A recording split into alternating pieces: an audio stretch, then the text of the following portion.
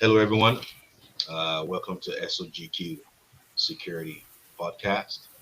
My name is Kareem, and this is our second episode. Today, we're going to be talking about close protection and bodyguard training.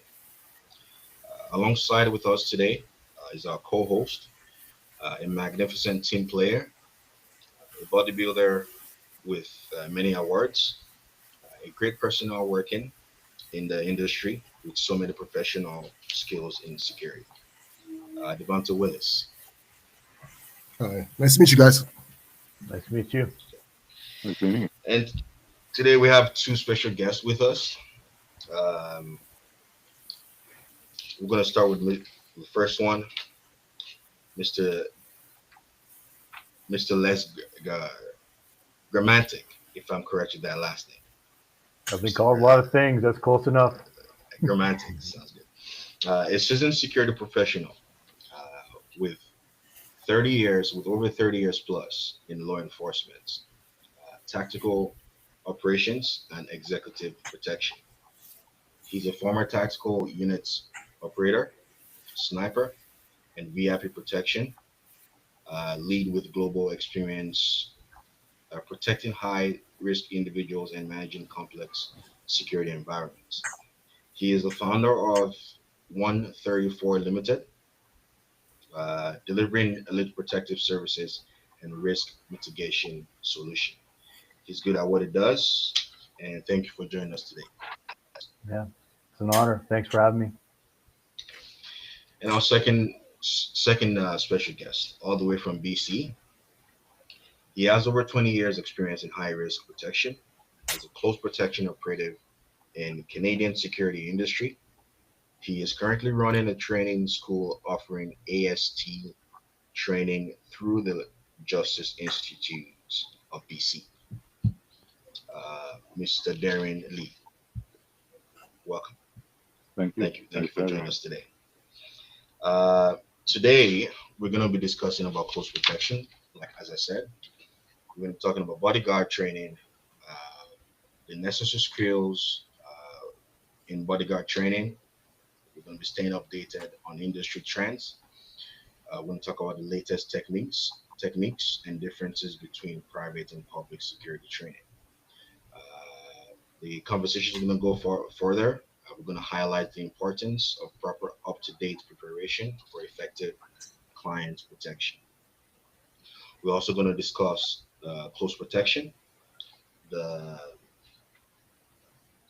the value of robust security plans for high-profile venues. We're going to explore various security services types, the critical role of security teams in safeguarding people and assets, and how business benefits from close protection. Our first question will go to Darren. Um, the first question, the training when people talk about close bodyguarding, you. Hmm. what training is really involved for bodyguards to keep their clients safe? What kind of training is really involved? Is it just I think use of I force? Yeah. think the first thing that you need to realize, like a lot of people don't, is that like when we started off in, I'd say, the late '80s in South Africa, um, bodyguarding was a concept. The minute you say anything about close protective bodyguard, people immediately assume you're a bouncer at a nightclub, right? So there's a bit of confusion with the general public when you speak about the topic. Um, but yeah, I mean, oh, everybody's gone blank there. Yeah. No, I they think that's just. about it. Yeah, Sorry, can you hear yeah, me? yeah. I can hear you now. Yeah. So yeah, it's a bit of a different occupation, put it that way. You know what I mean? As far as the training and everything goes, we have 18 modules that we teach, um, which obviously international standards, right? Um, yeah. Okay. Okay. Now, Devonta, you can come in anytime here. I know I didn't get Yes. to introduce them prior to us going live, but Yeah, no whatever worries. questions you have, as time goes on, just you can improvise and whatnot. Right Definitely. now, do you want to go with Mr. You want to go with Mr. Grammatic or with the next question? Sure. Okay. Yeah, I'll ask him. Okay. Well, just wondering, from your experience, how do your bodyguards stay up to date with their latest skills in the industry? Um, that's a good question, and I only ask that because I mean I don't know if Darren can attest, but it's a challenge. So when it comes to I call it close protection specialist, bodyguard, whatever the title is someone that's specifically trained and occupation is to protect somebody and focus on protecting somebody. In a lot of cases, it's front end loaded, is what I call. So I will take a course somewhere. For me, it was in law enforcement, and then I will generally rely on consistent experience by doing the job Hmm. and then getting better that way. The challenge becomes is taking courses, um, and sometimes you just got to go back to the basic course and keep on uh, taking basic courses. I Yes.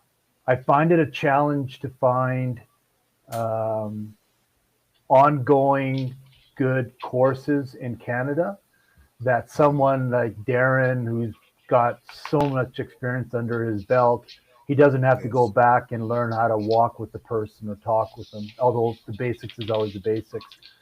Um, I think what I find within the industry, the operators, is then you get the experience. Some will take a handful of courses. Some will do as much online training or online discussions and things of that nature. Um, Yes. but ongoing training falls heavily on the operator or the specialist or whatever to keep it going and not just rely on, you know, the job. Let's call it that. Yes. Yes. Of course. Makes Nice. sense. Mm, mm. Yeah. Okay.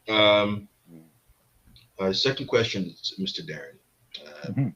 When it comes to bodyguard, how do what would be your best highlights? How do bodyguards stay up to date on the latest skills needed in the industry? Look, 90% of bodyguarding is a perishable skill, be it from the driving to walking formations to um, weapons drills. It's all perishable. So it's up to the individual to Mm, keep those skills going. So you have to train every day yourself personally, and you have to try and get your teams together at least once a month, right? Yeah. To keep that so training going constantly, or they'll lose it. Yeah. That's true. so would you say in a year, Mhm. how often do training commence, or like how do you keep up to date Well, with you see, training? okay, well, I mean, now all I do really is train. I mean, I last did a coast protection contract in 2022. That was my last contract. Um, but I mean, me as personally, I train whenever I get the opportunity in So whatever it is always of the day. So, always keep you know, learning. Mm, yeah, I mean, be it, practicing with a knife or drawing the red guns, keeping the pistol work going, you know, sure, everything, sure. today. It's more of a lifestyle really than it is an occupation. Because the thing with personal protection is you have a very small margin of error, and it's Yes. not like if you make a mistake in the corporate world, it's not whoops, I made a mistake, I did put the wrong numbers down, right? In close Mm, protection, people get either injured or killed, so you mm, have to be on top of your game 24/7. Yes. Yeah. Could gotcha, imagine that. gotcha, Yeah. gotcha. For sure, for sure. Um, Now, like I said, I want to be asking just questions back to back. I want to throw in other questions outside our numbers of questions here. So be ready if I can ask if I'm going to ask you anything outside of the box. The second question I think will be for Mr. Grammatic. Devontae, you want to pop in there or? Yeah. Just one thing. So basically, and it's the world of security. What would be like the different approaches, like how you would how do I word it? Um, from regular security to close protection, what would be the differences between the two, between the Uh, training for both? the training or the work? What do you think, Devontae? Uh, between the training received for both jobs. Yeah. Yeah. So when you say security or security guard, generally to the average public, they're thinking of somebody in uniform, maybe at an office or a mall, or driving around, rattling doors and making sure everything's locked up. So I don't have a lot of experience in that, but what I do know is the training is relatively minimal, right? Just enough to get it done. Mhm. I would suggest to you the once you step into the close protection industry, your training is, can I say, 1,000 times more. Yes. And not only the physical aspects, which is what we talk about all the time, but then there's other gamuts or other things that you as a specialist have to start learning. Yes, the walking, the talking, the interacting, the social environment, right? When do you talk? When do you not to talk? Um, Professional distance is a learned trait. How close do I stand to you? Are you going to get irrigated if I am right beside you, or do I need to give you the space? There's a medical component, right? There's an expectation that if you're providing close protection, you have a higher understanding of medical, at least a BLS, a basic life support capability at that moment if you get injured, so Yes. that you can then maintain what you have in the injury until advanced life support shows up. Hopefully, it's an ambulance only 5 minutes away, but sometimes you might be in an environment where you are the ambulance, and you better have a plan to get people out of there. You have Yeah. technology things. And I apologize, things is not a proper terminology, but I can tell you that of late, in the last 6 months to a year, I have been running threat assessments online using various AI tools of people that I'm protecting to ensure that I have as much knowledge as I can about it. And Hmm. then one final thing is, you're almost an executive assistant to someone you're taking care of. They're expecting you to get them from point A to point B on time. Don't get lost. So there's your driving, walking them in to the right door, taking them to the right office, showing where the bathroom is. If they cut themselves, you have a Band-Aid boo-boo pack where you can give to them. If the lights go out, you've got a flashlight on you. So you get the gist of it. It is 1,000 times more than just getting a license from a provincial entity saying you can do security work. And I Yes. agree with Darren. It's a lifestyle, it's a mentality, it's approach, it's what you practice in all the time, and you got to get better at it, because Hmm. you're only judged by your last event and what you're doing now. Nobody cares what you did a year ago. It's forgotten real quickly. So, Yeah. Yep. Yeah. Yeah. That makes And sense. sorry to elaborate on that. I mean, we've worked in areas, especially in South Africa. I remember going into Botswana, and there's nothing there. There's literally nothing there between Wow. towns. And we actually came across a few accidents where the clients asked us to stop and assist. And Wow. we, and by mandate, we were all level 3 ALS, right? Advanced life support, ship captain mhm. course we did, because they're international. And yeah, it's, you're truly out there alone, right? Nobody's coming to help you. So Makes sense. Uh, Yeah. you are the rescue Darren, team, basically. I get I that. remember I remember when we were talking on the phone Mhm. a couple weeks back, and we're talking about South Africa, Yeah. and you mentioned to me that they were ex-soldiers that Coun- came into the industry, The and country's full of ex-soldiers there. Yeah, sorry. right, and when and I said to you, I said, well, I think those are really the right calibers that can do those kind of tasks, and you said not really. It's not a matter of being an ex-soldier, ex-cop. It's really you just really have to have what it takes uh, Exactly. Yeah. to do close protection. Yeah, I mean, I've met guys in the industry, private guys that have done no military, no police, and they've done their own training. They've paid for their own training, and they've paid a lot of money for that training. Mm. And you look at some of the training they've done is incredible, right? And they have the heart and they have the gumption. You know, not everybody wants to do it. I mean, a lot of guys are there for the paycheck. Right? Um, some guys, Right. they want the title. I've trained so many guys Mm. that they want to be bodyguard. They get the qualification and never use it. I see. So I don't even understand the point of going on the course, right? You pay all your hard-earned money to do the course to say, "Hey, I'm a Hmm. bodyguard."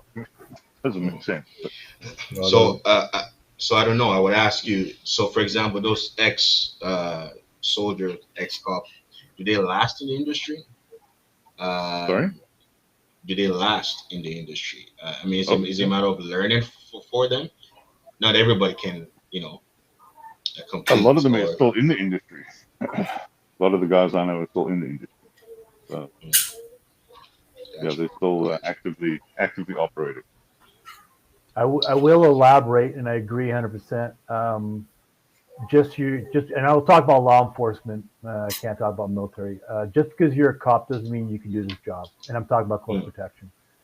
Um, and I agree. I have seen some solid guys and gals with no law enforcement, no military experience that have put their hard-earned money and have become very good at the job.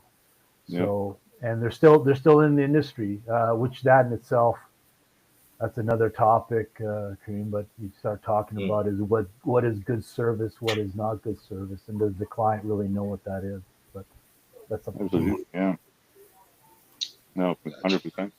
Yeah, you also have to be very careful with the training you do, right? Because it's like I've always said in the industry.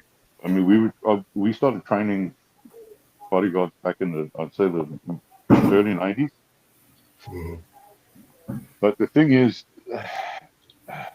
a lot of companies will teach what people want to know, Mm-hmm, right? How to fit six guys on a ladder with tactical gear. They'll mm-hmm, show you how to do that. That's got nothing to do with the job. That's what Mhm. you want to learn, right?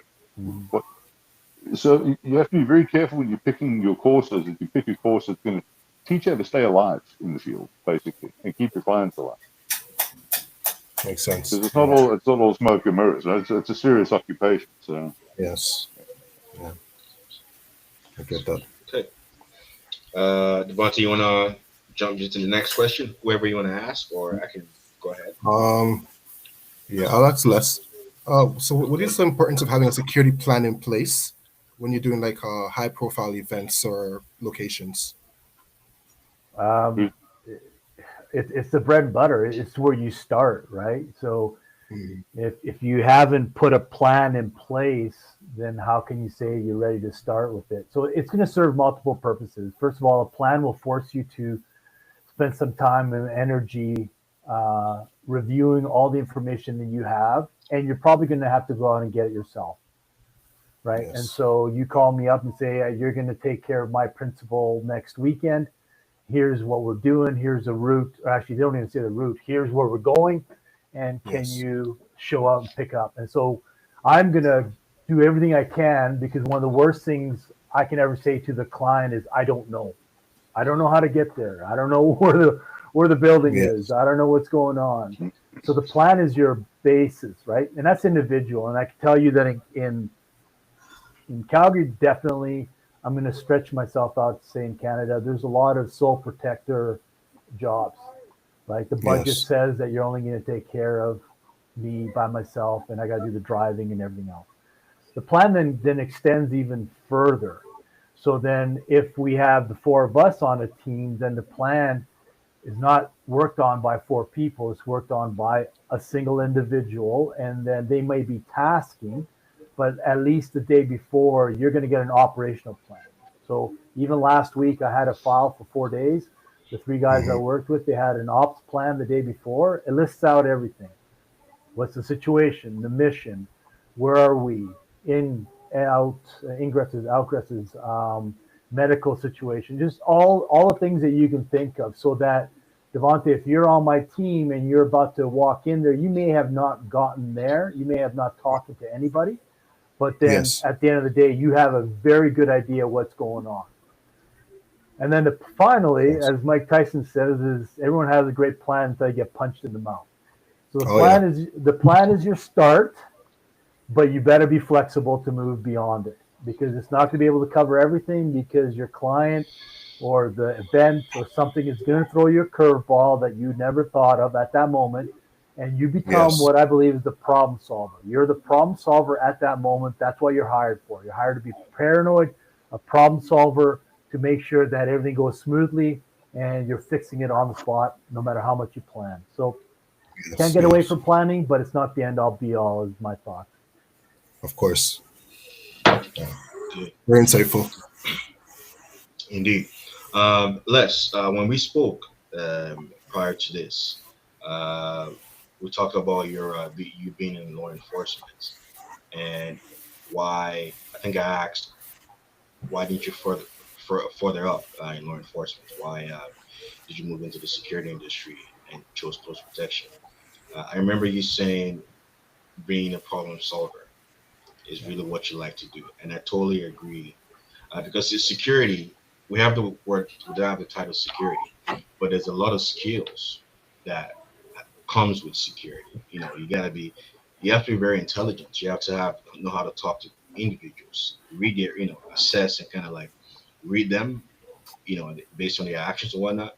So I think it takes a lot to do security, right? So you want to tell us more about, your interest and what motivated you now, from being serving in the being a cop, cop, and moving into the security industry. You know. Yeah, absolutely.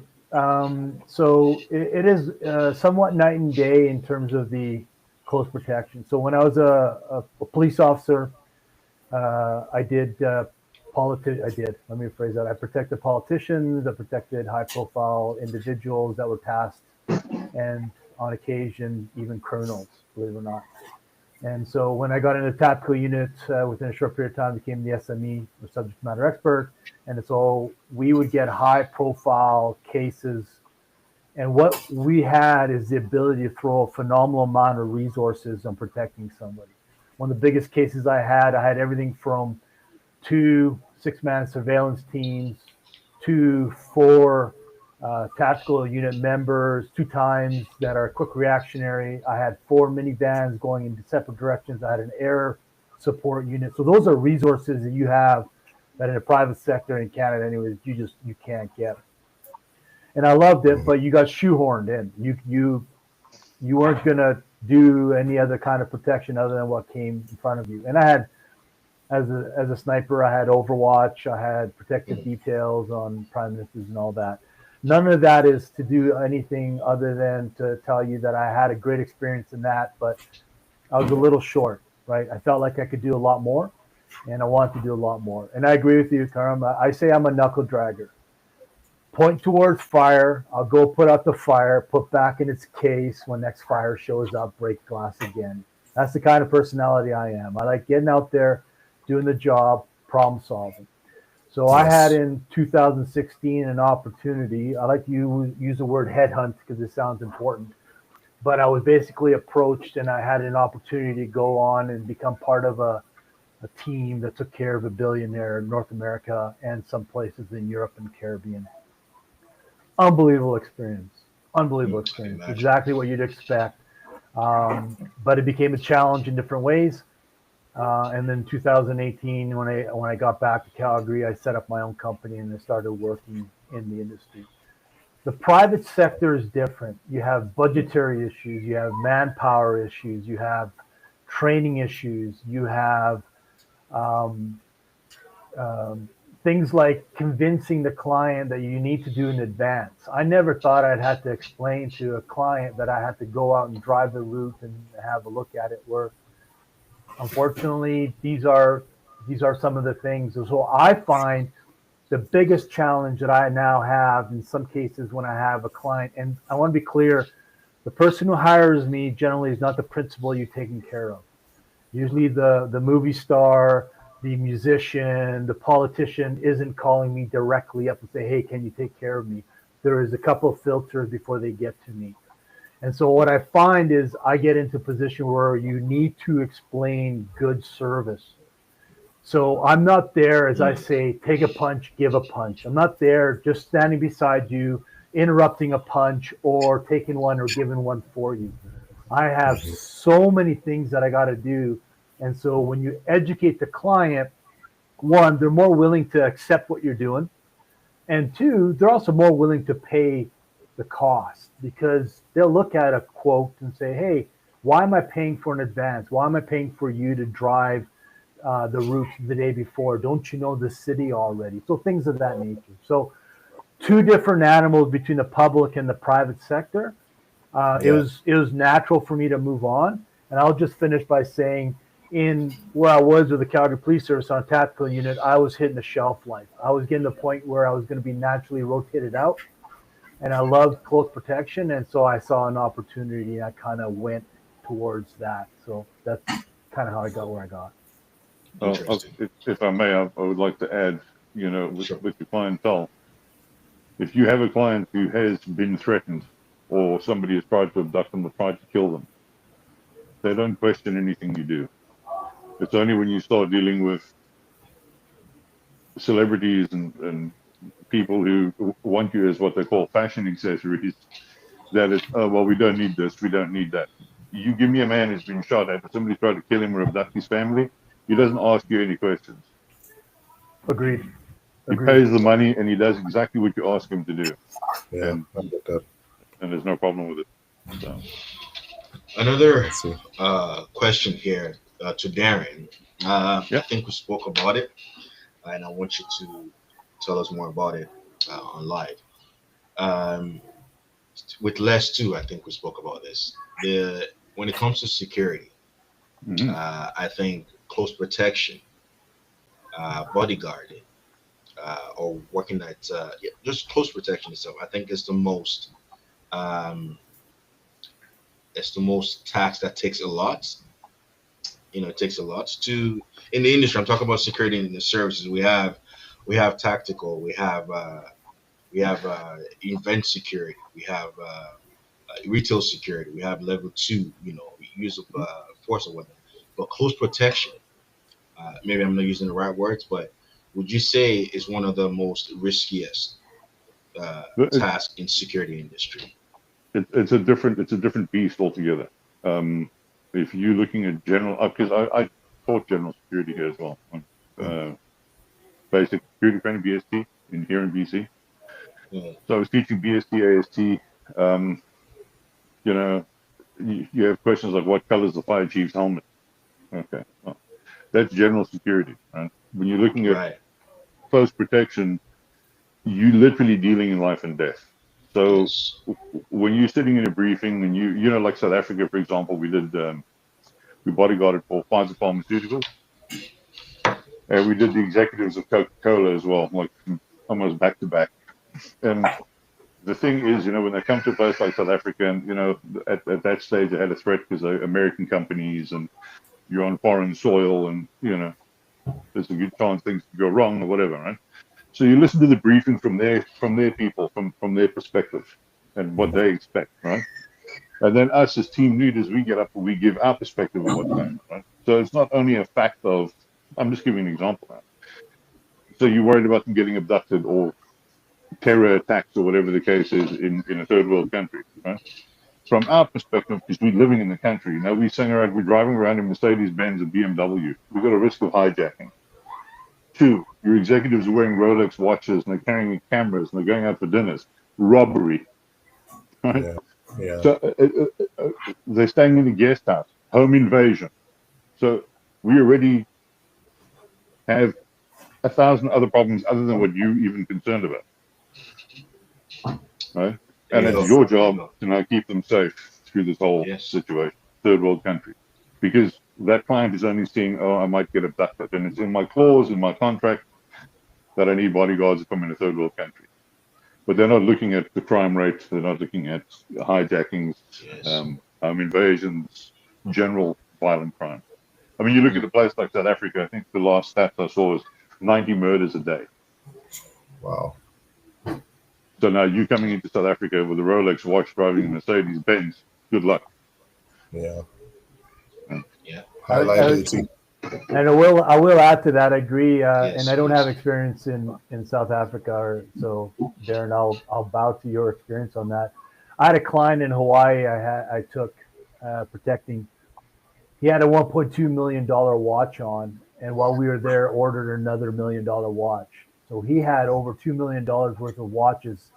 So as Darren says, my spidey sense started tingling because now forget about his life, although that's obviously an issue and everything else.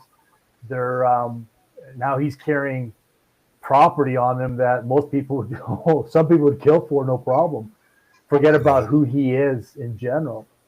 And I'll add one more thing that we haven't discussed. And sometimes it falls on us. And Darren, speak up if you ever had this issue. We're required to be aware of the weather. We're required. Is there a tsunami coming in?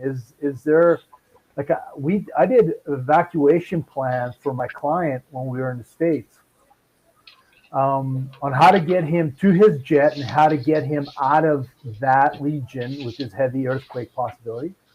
And so those are the things that you got to get. I had one of them where we were in this American city. I'll leave it at that.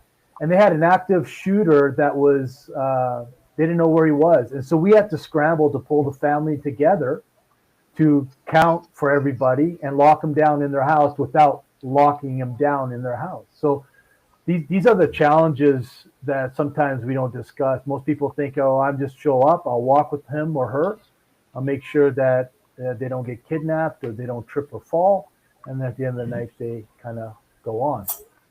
Yeah.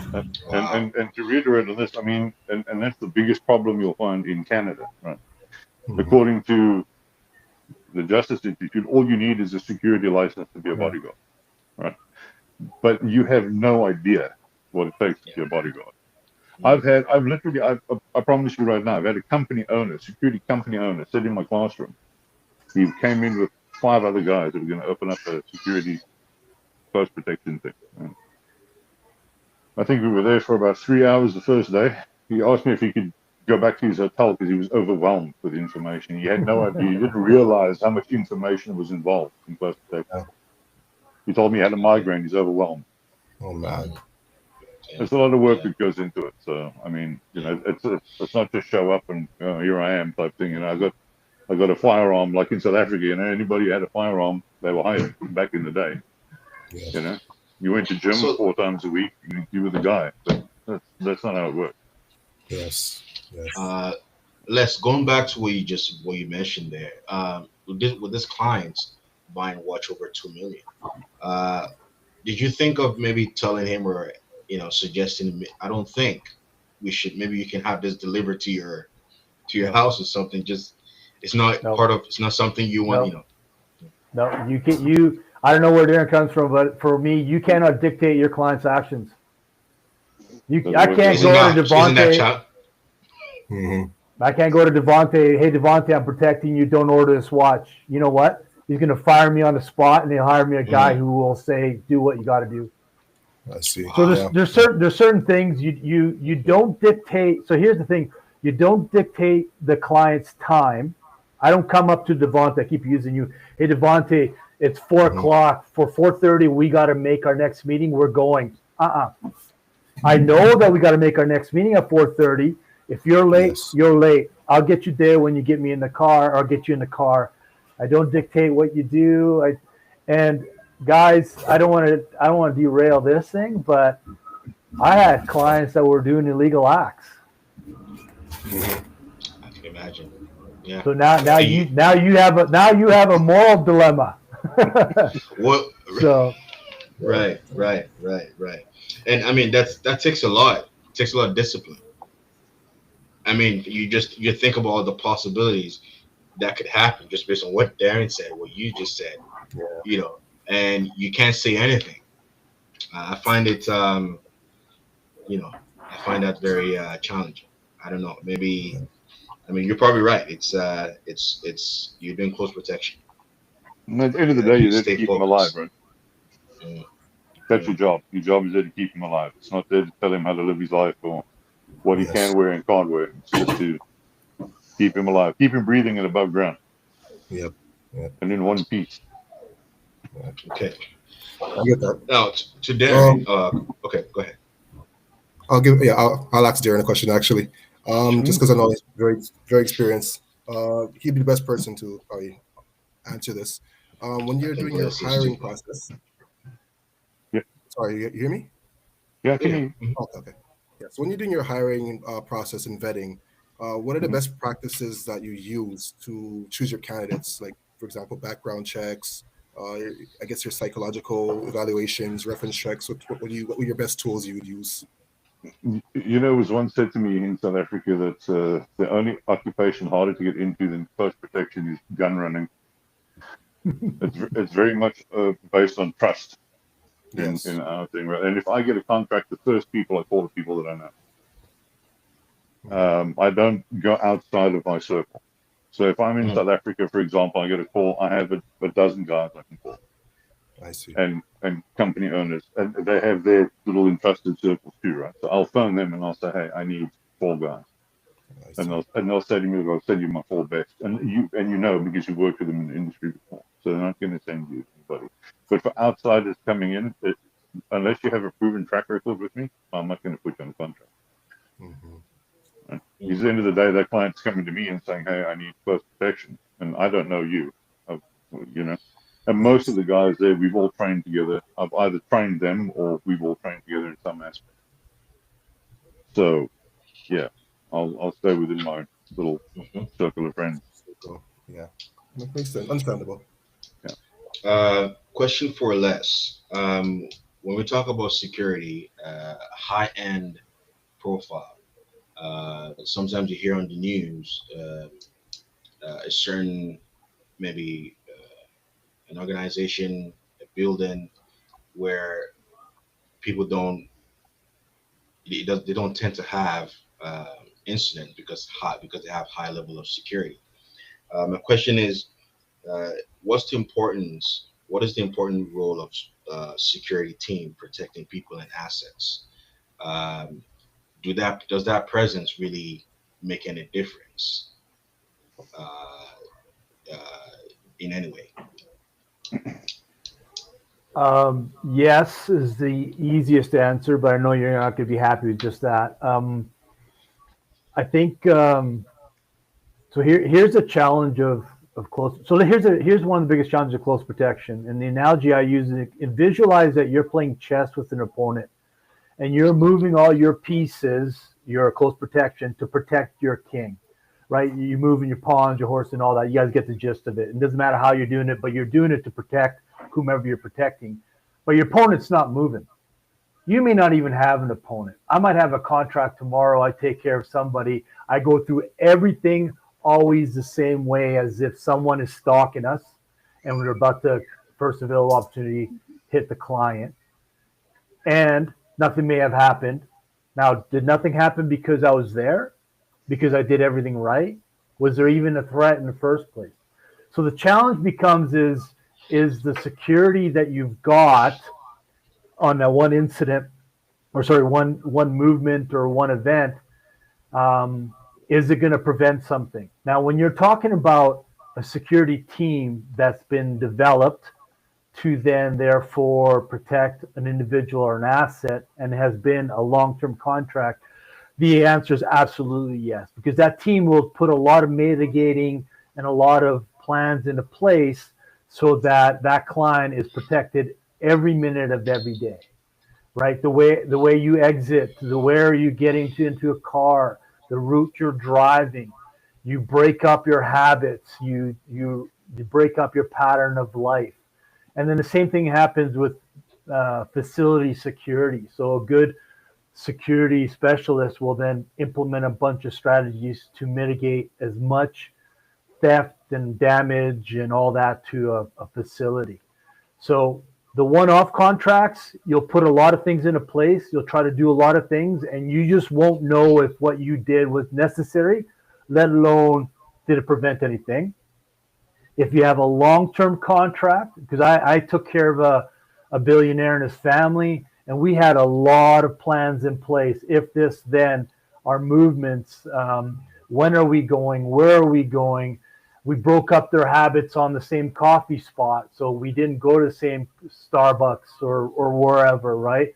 So we broke up their pattern of life, and those are things you implement so that you prevent it. Because the goal is not to, and yeah, you need your skill set to deal with the threat as it happens right in front of you.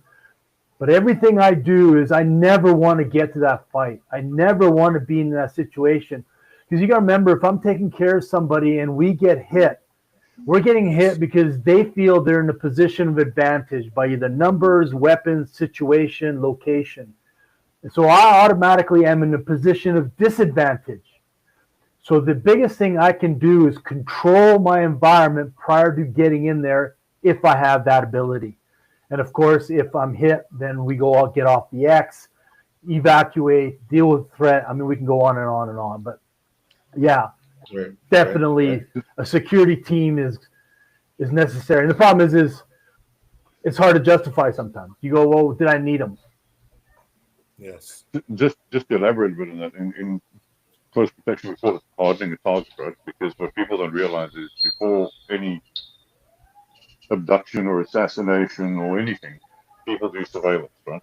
Yep. So they'll do a group surveillance, they'll check out their targets, they'll pick a group from there, secondary surveillance, and then they'll pick a single target from there, and then they'll do it, right? And you get a lot of guys that will fly into a country and say, I don't want bodyguards.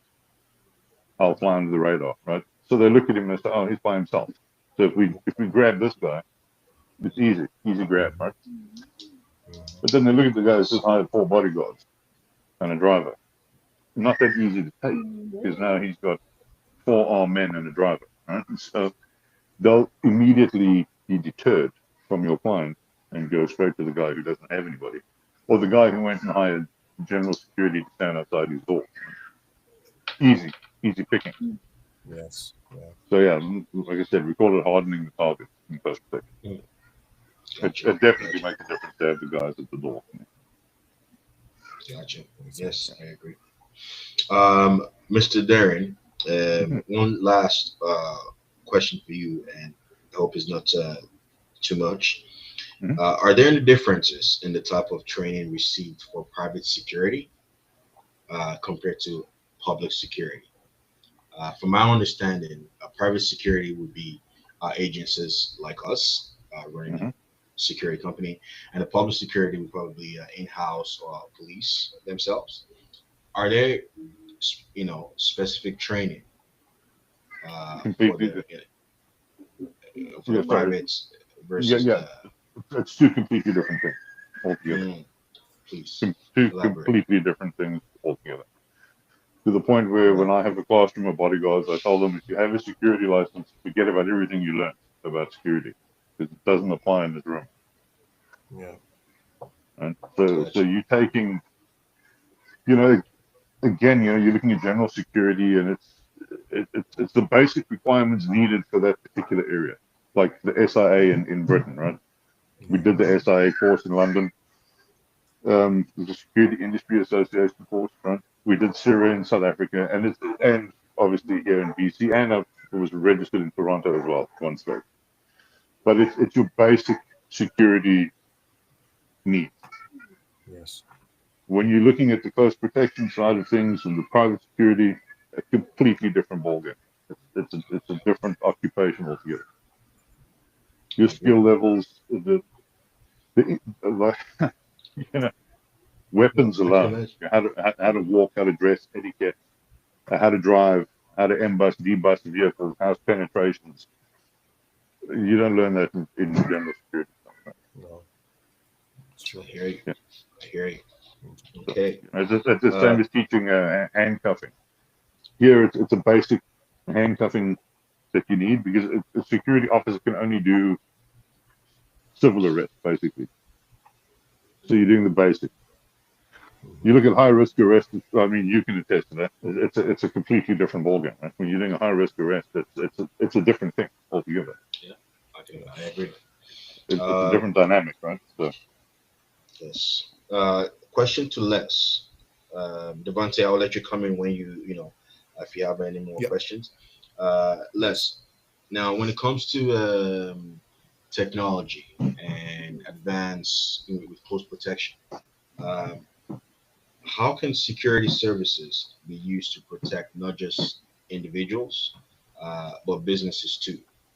Um, so now they have what they call the drones at events or like an office or commercial buildings, where they're the monitor. They have someone behind the monitor, and they're you know assessing the grounds or whatnot.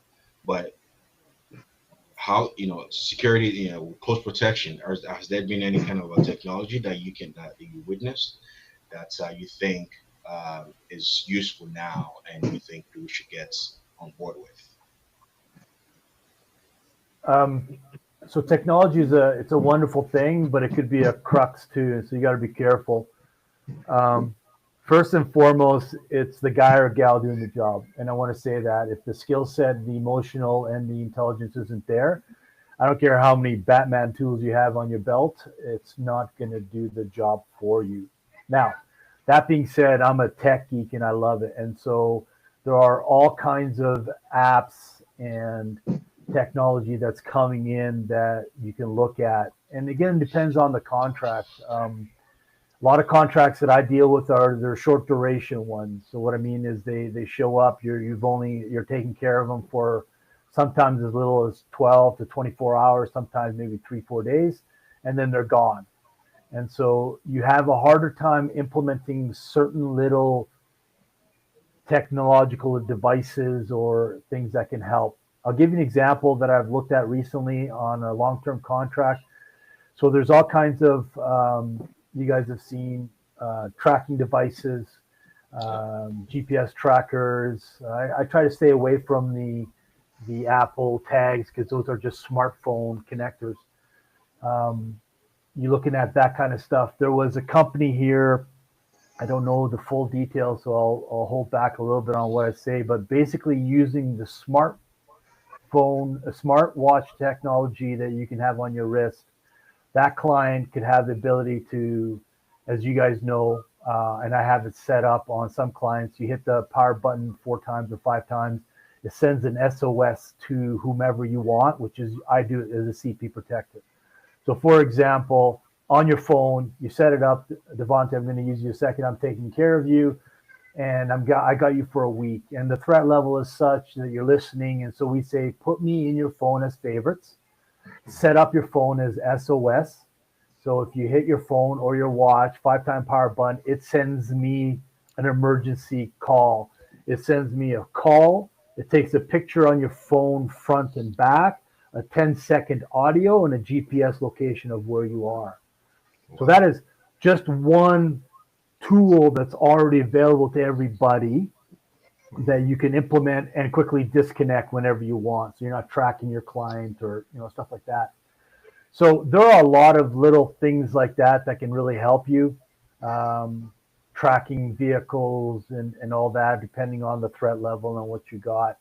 The biggest thing I'll say about technology is one, be very open minded to that there is technology out there that can help you, but two, be a little bit closed minded to not the next shiny toy solves every problem.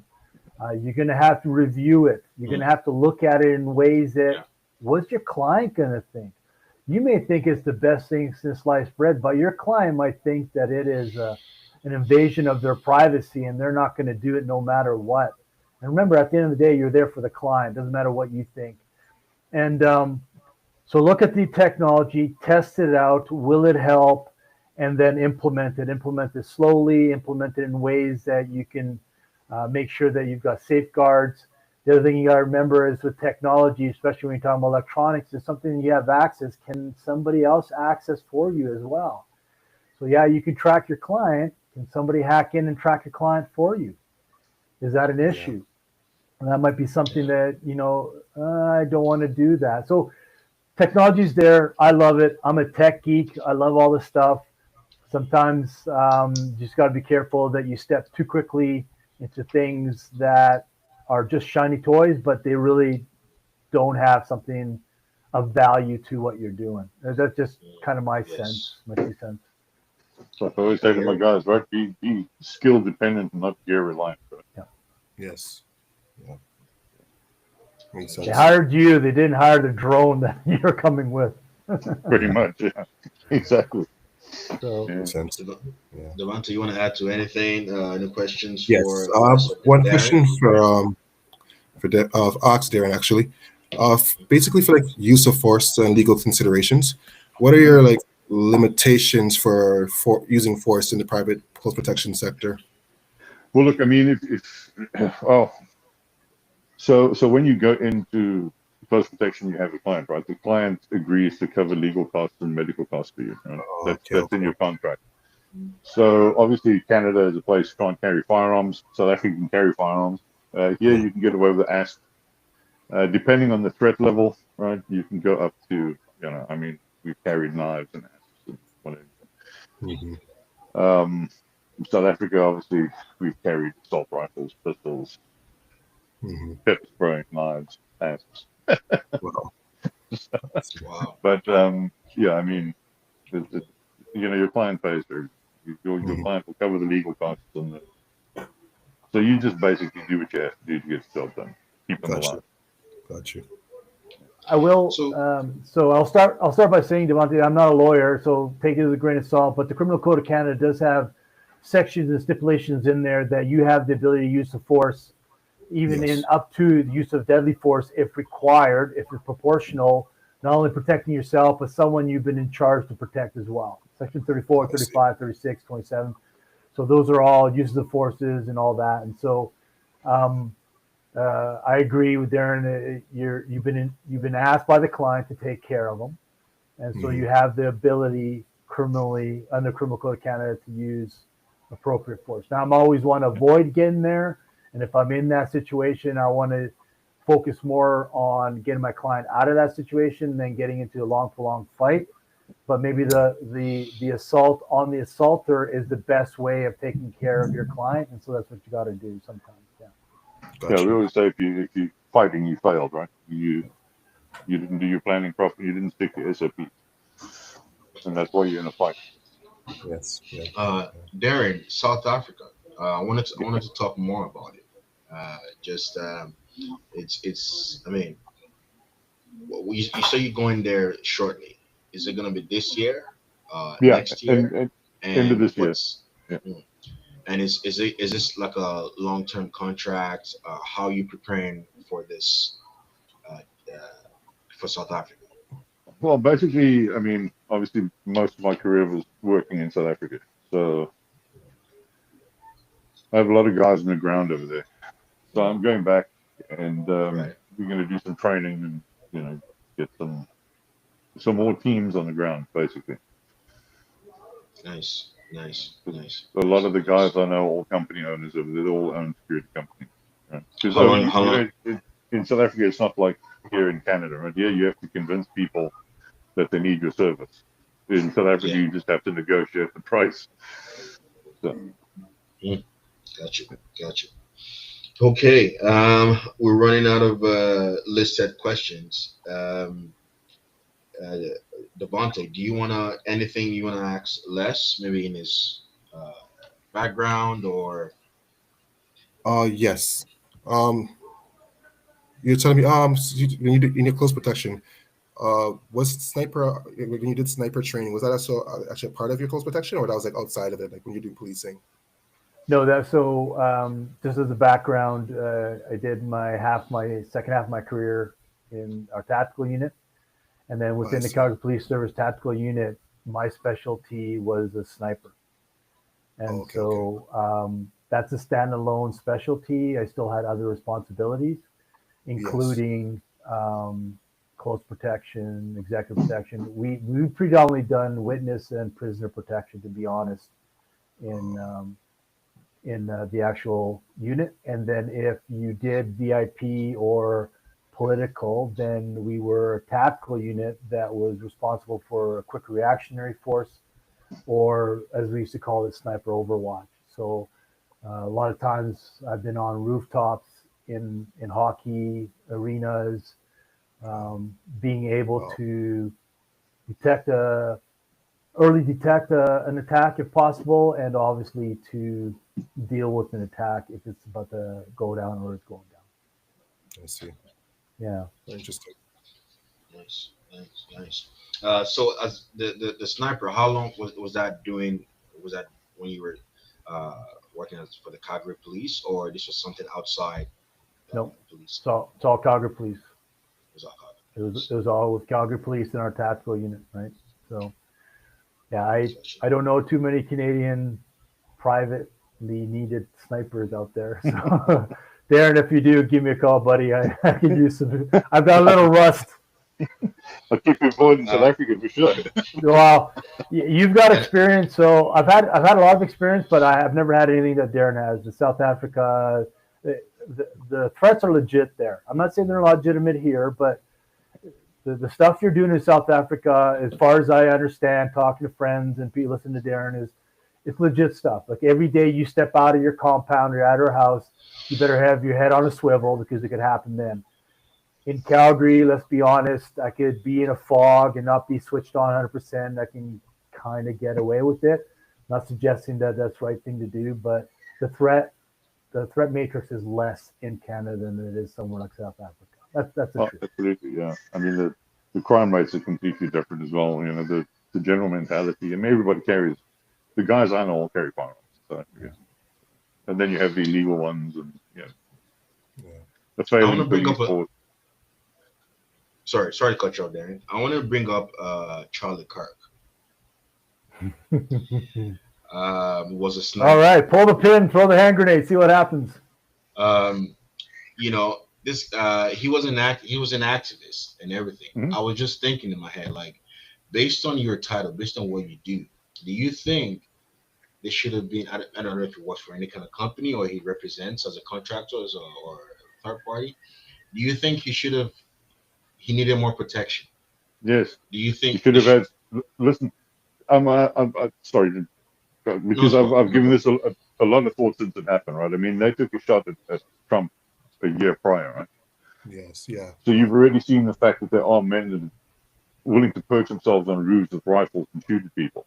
Why Yeah. wouldn't you have a spotter on the roof just casually looking around? Yeah. You know what I mean? Why wouldn't you have an advance team up there looking and saying, "Hey, there's a guy on the roof. Maybe we should do something about it." Yeah. It, So it it could have makes been no sense to me. It doesn't make sense why you I, wouldn't have I somebody feel do. also for like a crowd that size, you can implement drone technology, just something to keep an overall surveillance of how many people that were there. Yeah, I'll Yeah. I thought this might come up, so I'll not that I'm pushing back on anything you guys are saying, but I will push back a little bit on a couple things, gentlemen. One, we weren't there. We don't know what the security team proposed or suggested or wanted to implement, and it might have been squashed by Hmm? the client. I've had a lot of cases. Well, actually, let me rephrase that. I've had several situations in the past where I made a suggestion and the client said, no, it's not in our budget. I don't want to do it. This is over exaggeration, whatever. So we don't know what was discussed. That's one. Secondly, we don't know if there was any threat cues or threat assessments done prior to. And it's so easy to hindsight. It's easy for us to look at it now and say, yeah, we should have had someone on the roof. And this coming from a guy, gentlemen, that I was a sniper on the teams that did that, right? Of course. So that's the other thing I'm going to add. I wasn't there. I don't know what was discussed. I'll tell you one thing, and Darren, I'd like to hear your opinion on this. This is my personal opinion. Up until the last, let's say, well, the Trump shooting where he got hit, other than up until the last one, precision shots from a distance wasn't a common thing in North America. If you look at it, majority of the protection has been all in close and personal. Can we kind of agree with that? Most of the threats Yes. have been tight, and so a lot of the protection has kind of also flowed in tight. So as protectors, we started looking at more of the hands, the immediate direction, the first 10, 15 meters as opposed to the roofs. The Trump shooting was kind of the first one that I can kind of think of a high profile that you had. I'll call it someone with the ability to reach out at a greater distance. I don't want to call it precision shooting, but you guys get the gist of it. And Yeah. then, of course, Mr. Kirk's incident was a long distance as well. We also need to consider, is this a copycat, right? Some guy looked at, there's a lot of cases where there's copycat assassins. They see something that's happened and he now picks it up and does it. So my 2 cents is we don't know the ground truth because we weren't there. We don't know any information going into it. Maybe the security details suggested a bunch of stuff and it was all squashed. We just don't have enough at this point information. Of course, I would have liked to sit here and tell you they should have had more guys, but would they have done that? I don't know. All I'm saying is I am so uberly cautious on commenting on Mm. fully videoed, televised Of Sunday, course. Monday morning quarterbacking. What they should have and could have done. We weren't there. We don't know. Yeah, but I mean, That's my thought. again, at the end of the day, it all goes into your planning and your training. So, me myself, I'm a very paranoid human being. So I probably would have had somebody with binoculars. With the amount of death threats that you receive, I would have had somebody on an overwatch, not with a rifle, Yeah. just with binoculars, just telling me what's going on, right? Because not only would you have a vantage point of the crowd down below, but you also have the rooftop. So it gives you a dual purpose, right? So you can see exactly what's going on. And to pay one man extra to stand on a roof and look through binoculars, it's not going to cost you that much. No. Mm. You know, it's not like I'm saying, hey, armor up and let's throw snipers with 50 cals on the roof. No, but just, eyes up there would have been good. Yep, Yeah. agreed. It would have been good. For some reason, Yeah. it wasn't. Mm. Yeah. I can tell you though, I can tell you, gentlemen, that this kind of security is going to drastically change from here on in. Yeah. Yes. So Sorry. there's Yeah. burning questions in my mind, that I've given a lot of thought to over the years. One was, why did they pull the detail of John F. Kennedy's vehicle? Why was the only guy in Princess Diana's vehicle the bodyguard that was wearing the seatbelt?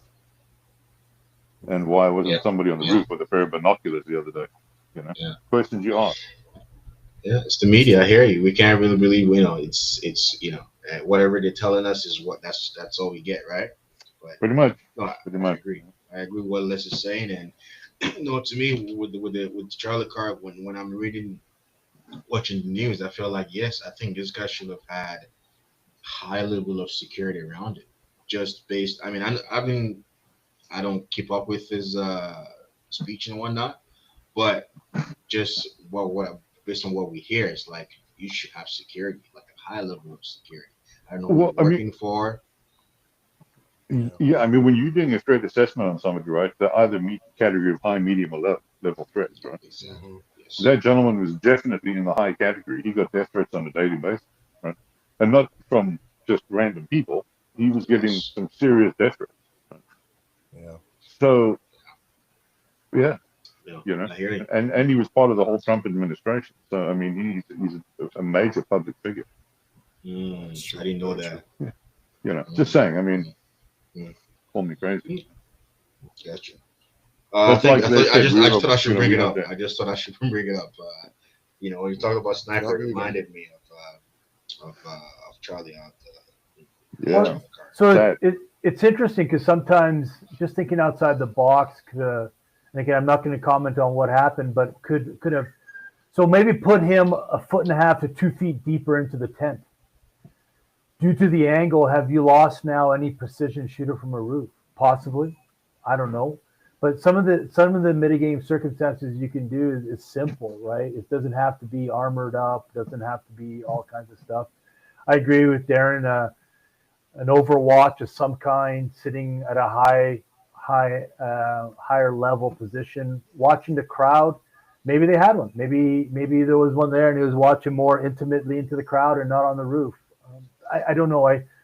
Gentlemen, I like to get more information on the stuff that we all have questions about. What kind of security do you have? What kind of threat do you have? I'm sure it'll come out. And then I'd love to have us all on the podcast again and discuss what we now know and what maybe we would have done a little differently. And I'm so cautious on questioning other guys and gals' procedures. Of course. True. Yeah. True. don't know. One of the raw question to you, Liz. When we spoke prior to the podcast, I think you told me. I don't know if you mentioned it already here, but you specified on a client that you had that it kind of got you. Uh, I don't know what the word should. A little concerned about your life. You think you can share that with us? I don't know if you kind of briefed it about a client you had, close protection. Yeah. Uh, Obviously, I'll generalize, as you guys are well aware. In this industry, if you have loose lips, no one's going to hire you. Yep. Few years back, I had a client that hired me to protect them, and in the Calgary environment, he had a legitimate threat. Like I'm talking like a legitimate threat, confirmed by law enforcement, confirmed by my findings, and so that was probably the most I've worked to not only make sure that he is protected, and he had two kids, so we were always going to a house. But then, to be honest, I was protected as well. So, Mm, for examples, this decision was made that we were using rental vehicles to move them around, and every 3 or 4 days, I kept changing vehicles. Not only the vehicle, but the brand. So the brand, the vehicle type, the rental. So I try to change everything up. So I try to eliminate a pattern of life as much as I could. We moved them out of hotels constantly. I took every different route. We traveled in different airlines when I had to, and so on and so forth. And then I personally did different things. I did counter surveillance on myself going home. I would take different routes. I would drive past areas, and I would do what we used to call a heat check. It's a law enforcement term, but basically see am I being followed to ensure that I wasn't tailing back a threat. Because I'll give you an example. If someone's trying to hit, if I was going to try to hit a client and I didn't know where the client was, but I knew that he had a bodyguard, well, the next one would be is to pick up possibly the bodyguard. And maybe my family's not at risk, but now I'm getting tailed, and I'm now dragging the assailant to my principal. If you guys get the gist of it, yep. and so that was probably, it ended up being a 6 week file, and that was probably the most active in terms of changing things up constantly, running routes and everything that I have worked in a long time. I've had a couple of them, but that was one of those legitimate, no BS kind of threats. Now, when you go through that kind of experience, when you go through that phase, does it does it get you to think twice about close protection, or does it just kind of get get you more stronger mentally? Because I They mean, got me. I They can got me imagine fired what. up. I loved it. I loved it. Mm, It was a challenge. The only thing I got concerned about was my family safety, right? yeah. So obviously that then becomes like, it's one thing if I sign the dotted line, they sign no dotted line that they're playing. And so definitely, so during that week, those periods of time, I didn't go to families' houses. I met them at different coffee shops and stuff like that. But I found it a challenge Mm, for me for working, right? How am I going to keep this client safe? Because he still he still has his as ordinary life as he can be. He still has a business. He still has to work. He still has a family.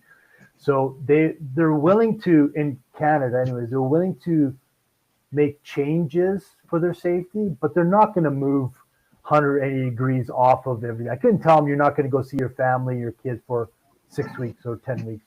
That's not yeah. an option. So you find other ways of doing it. So I found it an extremely challenging, but let's call it a mentally rewarding file. Mm.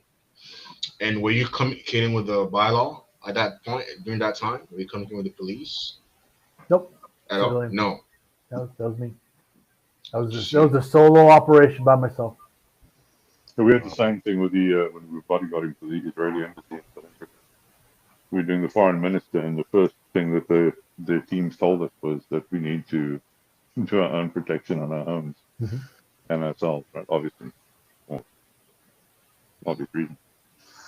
But I mean, yeah, it's part of the course, right? Which you signed up to do. So I said, good luck getting past my ex-wife. Help yourself. You can get in the Uh, front door, all the power to you. this That's is the what I'm joke. talking about. This is what I was trying to highlight in terms of close Yeah. protection and how I think it takes a lot. Mentally you Yeah. got to be strong. Physically you got to be fit. Yep. So yes, I think Total that's a different lot. ball game. You'll hear the term a lot, in the security industry. Oh, security is a 24/7 operation. People say that a lot, but they don't realize that it is actually a way of life. I hear you. So, I hear you. like you No, I speak to company respect. owners, and it's 24/7. Security is 24/7. As long as you realize that it's not, it's a lifestyle, and you're either prepared to take it on and make it your way of life, or you're not. Yes. Yeah. That's the difference Wow. between being in the trade and being good at it. So, Yeah, yeah, yeah, yeah. Anything else, Devante? Yes. One more question I have for Darren. Les, feel mhm. free to jump in as well, because I know you guys probably both experienced this. I just wanted to know, like, how would you guys manage media or PR, uh, like dealing with the incident or the immediate aftermath of the incident? Well, you keep your mouth shut, basically. Mm. Mhm.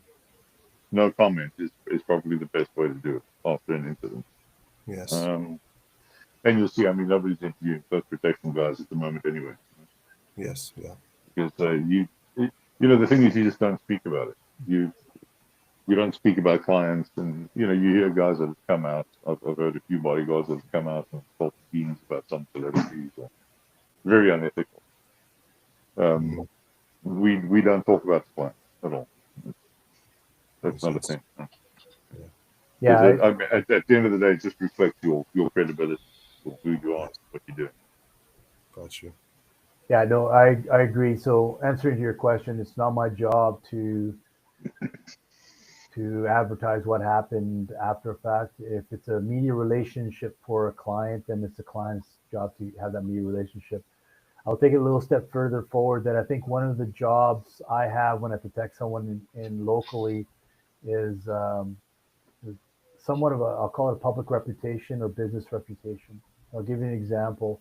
If you're driving celebrity so and so and you're doing 160 on Deerfoot and you get pulled over, the media is not going to say that security for security for so and so was speeding. They say so and so was speeding, and Yes. so right. And so what ends up happening is you're hurting the reputation of your client.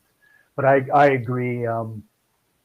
It's one thing for me in this environment to tell, let's say, general stories of for educational purposes and all that. But I don't talk about my clients. I don't talk who I take care of. I don't, even if you called me up, Devontae, say, hey, Les, I want to hire you. Mhm. Can you give me a list of people who you've taken care of? Sorry, that's right. Because literally in this industry, if you're tagged as loose lips by especially by the clients, they won't hire you. And there are some people, some clients are obvious. They like protection, they want protection. Darren, what was it you said is the Gucci hangover, hang around? I forgot what you called it. But there are some clients I take care of. They don't want anyone to know that they're being taken care of. So there is a form of close protection I offer and I do, and I'm sure you guys have done as well, which is it's a covert style. It's I'm Mhm. there to protect them, but I look like a friend. I look like I'm walking with them, and it's not that traditional image that you might see. So what I mean by Yes. that is there are some clients I've had that do not want the public to know that he's got protection, and so by advertising it, you're going to lose clients and you'll never get to work again. Yeah. I see. I mean, it's the same as like I said before I came on the podcast, right? When we had that conversation, there's some things I can speak about, and some things I can't, right? But most of the things you'll hear come out of any bodyguard's mouth is normally the situation. Mhm. I was with a client and this happened. They'll never stipulate the client Yes, that's true. Yeah. or whatever. Right? It'll And always if be, oh, you. and if they do, there should be an alarm bell through you going, okay, wait a minute. Yeah. That goes back to what Darren was saying is when I 100%. have a contract, I only hire the guys that I know will do the job. I don't start outsourcing. So, and that's part of the reason because I know the professionalism too. Makes sense.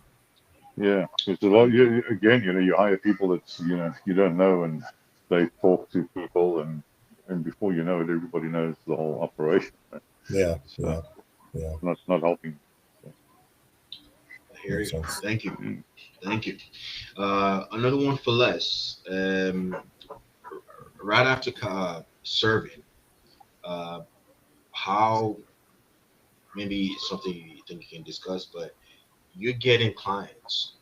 Was it through how did that play out for you? Was it something? Was it a little bit of a challenge? Did it take more time, or was it what was it like? Um, it was a tremendous challenge in different ways. So being in the police is easy. Clients come to you, right?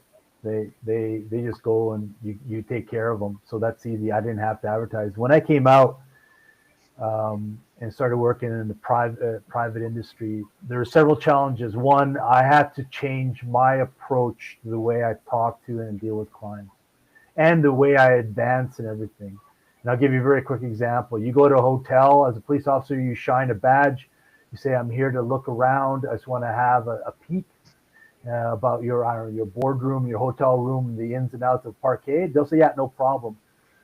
If you, as a private security, walk in and you throw your weight around and you can't nicely ask, they're going to tell you to pound sand and you're stuck. So you better have that skill set, the emotional intelligence and that skill set Hmm. to be able to go and talk to people and be social. And I know it's silly, but you know, being in the tactical unit, I didn't have to talk to anybody. The work was work. Now I'm talking to all kinds of people and the clients in the industry, in Western Canada for sure. Guys, pipe up, it's any different. Using an old Western terminology, where a lot of us are guns for hire. And so larger security companies won't invest in training a 20-year-old to keep them and develop them. So what they do is when large company so and so gets a contract, they say, yeah, we can do it. And then they call us, all of us, we're looking at all of us, and then basically say, can you help me out do this? So we're subcontractors. That's a lot of that work is the way I started. So what I did is when I first stepped out, I made phone calls to all the major security companies in Western Canada and let them know I'm available. Let them know my credentials, let them know my resume. I went and bought a lot of coffees on my own dime, sat with a lot of people and say, here I Hmm. am. I'm willing to do the work. I know I'm a nobody in your world. I get it. Let me prove that I can do the work. Because it doesn't matter what I did in policing. I was zero when I came into the private sector. And now I Yeah. need to prove to people like yourselves that I can do the job. And then once you start getting a couple of jobs and maybe they're on the lower end, and then I did a lot of jobs that way. And, you don't piss off the client, or the client says, hey, I liked him. And then the company says, hey, I liked him because he showed up on time. He didn't do this. He did this. He did that. He was yes, sir, no, sir, three bags full, sir. And, and then you start getting hired more and more and more, and you start getting bigger contracts. And then I started then I'm aligned. I've got a couple of contracts and one big one with the company that I'm the director of operations. And anytime any kind of EP, CP, travel, threat assessment, or special events comes in, I'm the team lead. So it's a slow build. You got to build that trust not only with the clientele but the people that hire you. Like if they Yes. don't know who you are, it doesn't matter what kind of credentials I came with. I had to build that reputation that I could do the job and do it to the liking of what they wanted. So that was a couple of my challenges that I had. Thank you, thank you, thank you. Any more questions you got, Devontae? Yes. Yeah. One more. Just want to know. That's less. What kind of red flags in your event planning would cause you to like cancel or alter an event? Hmm, that's a good question. First off, probably the client would be the first one.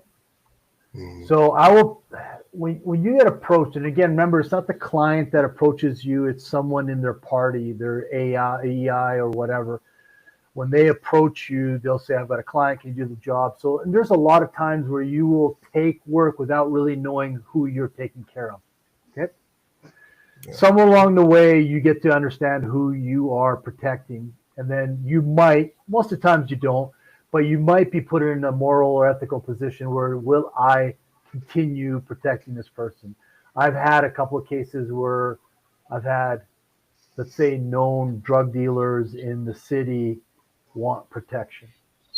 I don't do that. And as soon as I'm aware of it, I walk away. So that's kind of one of the first steps. But almost everyone else, I will say, yeah, no problem. I'll take care of it. Gotcha. When it comes to actual incident, let me back up. When it comes to actual events, so let's say this principle is such that they're going to a very public event.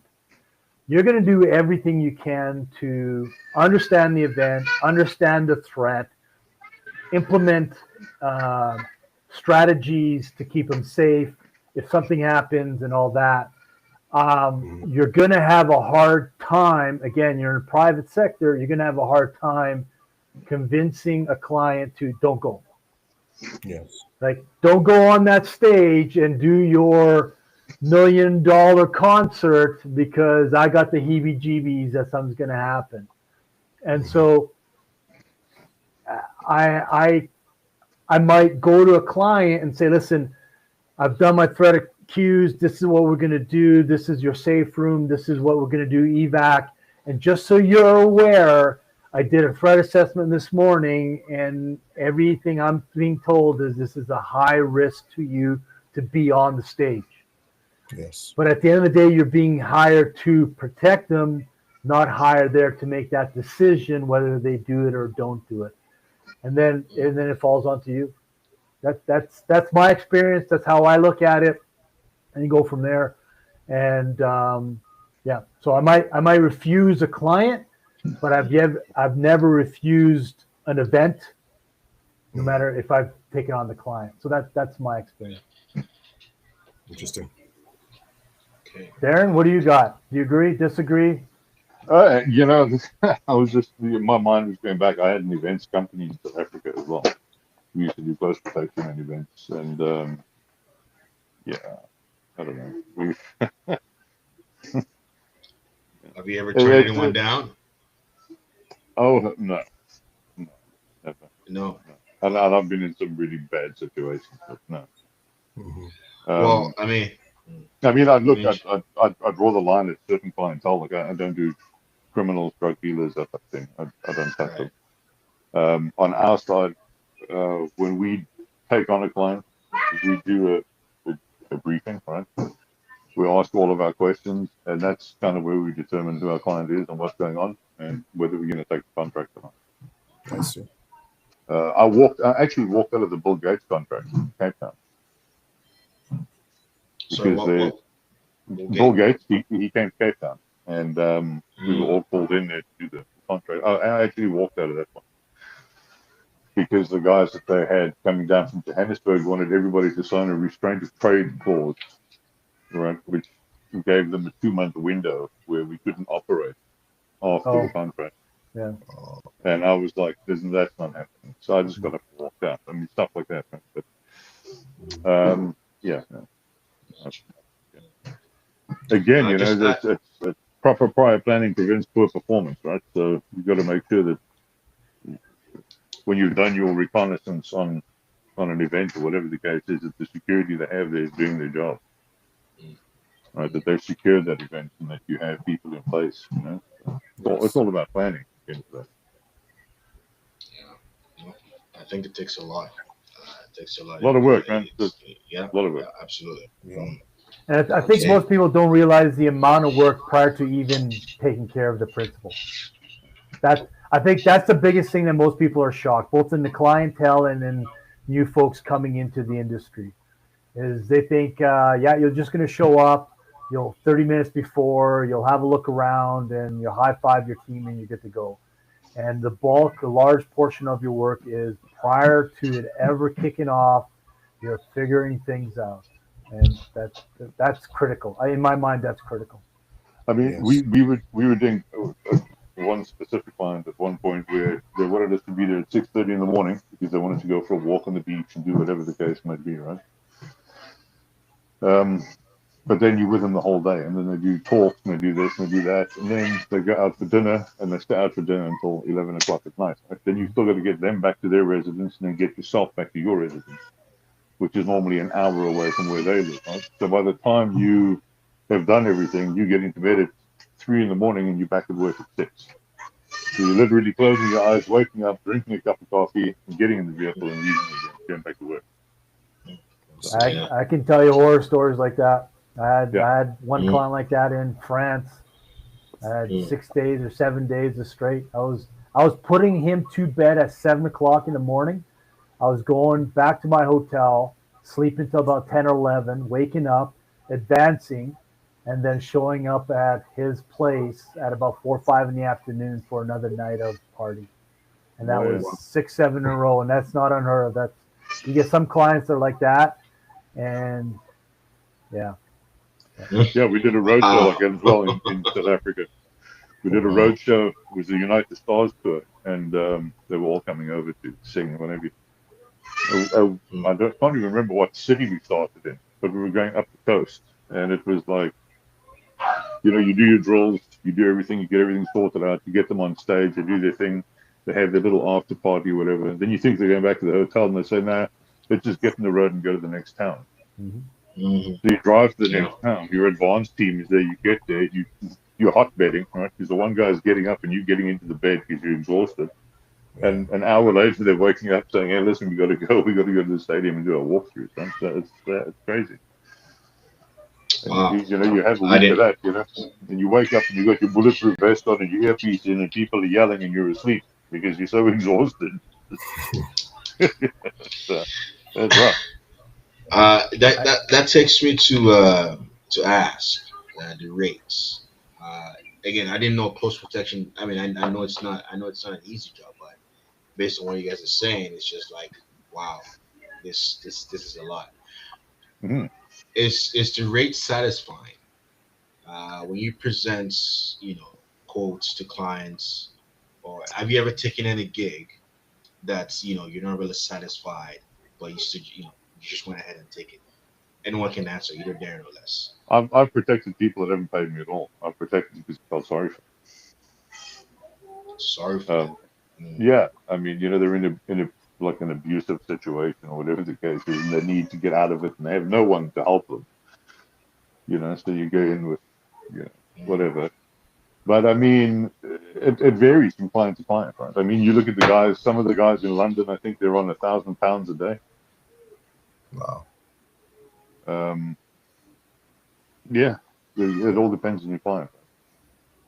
What about you, Um, Les? so I will echo it. So I had a lady and a 14-year-old kid I took care of. Domestic conflict situation. Judge had ordered that he was allowed to have visitation rights in a public environment, and I took care of her at a mall with the kid in a very covert style of close protection. And um, I think I had lunch paid for. And then I've had the opposite as well. Uh, I will tell you, here's my opinion, gentlemen. If you get established, then you can make a pretty good living. It's not Hmm. necessarily the amount you out per hour you get, but the good contracts that will take you and challenge you in the ways you've never thought of before. If you're getting into this job because you want to be a millionaire, turn around and walk out that door because this is not the way you're going to do it. You're going to do this Yep. job because of you enjoy it, you love the challenge, and it really pushes you. I just on the note, I'm careful and I try to deal with each client individually when it comes to budgets and how much they can pay and all that. I try not to say no to someone when they desperately need it, but Mm. can't cover it. And then, of course, I also am the type of person I don't like racing to the bottom. I absolutely despise certain companies that will charge a fraction of what is the going standard in our local area just to land a contract, and then to pay the guy or gal a fraction of that just to get work. And then we get back to one of my original comments. There's a lot of clients who don't know what good service is. They assume that I just show up in my black suit with my black hatch gloves and my back combat boots on, and I'm standing there and I'm there to protect you. And that's not good service. So I've seen that a lot. And the only thing I will tell you guys is I avoid charging by the day rate almost all the time. Because I'll give you an example. Devontae, I want to hire you. I'll pay you $800 a day for tomorrow. Will you take it? Yeah, pretty good. Oh, by the way, it's 18-hour day. Oh, And an hour to get to there and back. And yeah. you know what I mean? So get the details, right? Yeah. Get the details and be careful of it, because they're not trying to screw you, but they're saying $800 a day is a pretty good rate. Oh, but yeah, you're humping 16, 18-hour days back to back to back to back, and now it hurts. Depends. It hurts. Yeah. Yeah, I mean, which again is why you do your prelim. You speak to the clientele, right? You say to them, right, if I am getting a flat rate per day, then it's from this hour to this hour. And anything Yeah. past that hour, you're paying me half of what you pay for the daily rate. You know what I mean? Yeah. Yes. Or you're just going to screw yourself out of a deal. Right?